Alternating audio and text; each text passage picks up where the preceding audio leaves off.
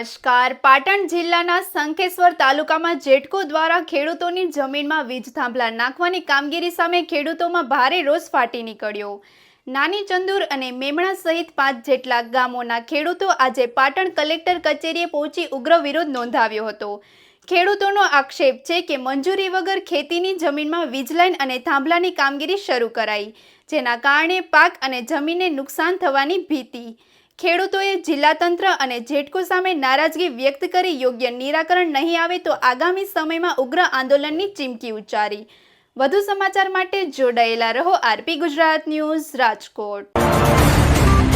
અમારે આ વીજ પોલની મિટિંગમાં કલેક્ટર કચેરીએ નોટિસ ફાળવી હતી.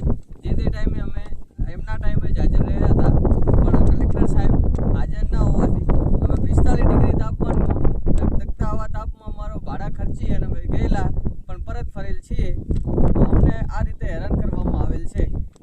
તો કોઈ એનું નિરાકરણ થયેલ નથી. તો ગેટકો કંપનીને વારંવાર આવી નોટિસો આપી અને ખેડૂતોને હેરાન કરે છે. આનું નિરાકરણ થતું નથી. તો યોગ્ય વર્તનની અમને કોઈ પોલિસી કે ચોખવટ કરતા નથી.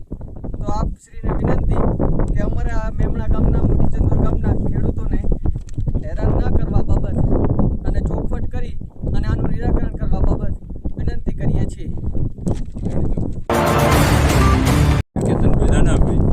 ગામ મોટી ચંદુર સર્વે નંબર 1035માં અમારે જેટકોની લાઈન આવે છે, જેની કલેક્ટરશ્રીની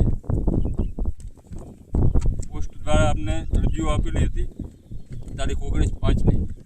અમે ત્યાં બધાએ 45 ડિગ્રી ગરમીમાં બપોરના 2:30 વાગે પહોંચ્યા, પણ ત્યાં અમને કલેક્ટર કે કોઈ અધિકારીઓ અમને મળ્યા નથી.